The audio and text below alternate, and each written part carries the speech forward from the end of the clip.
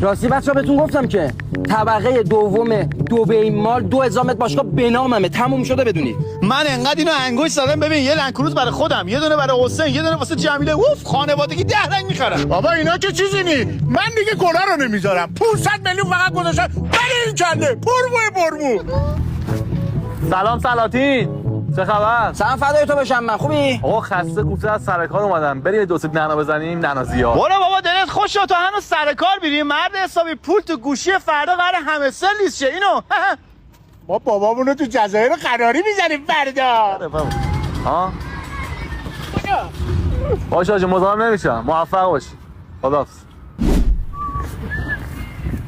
برادران دنبیل زریان چه خبر آقا؟ همه سر لیست شد؟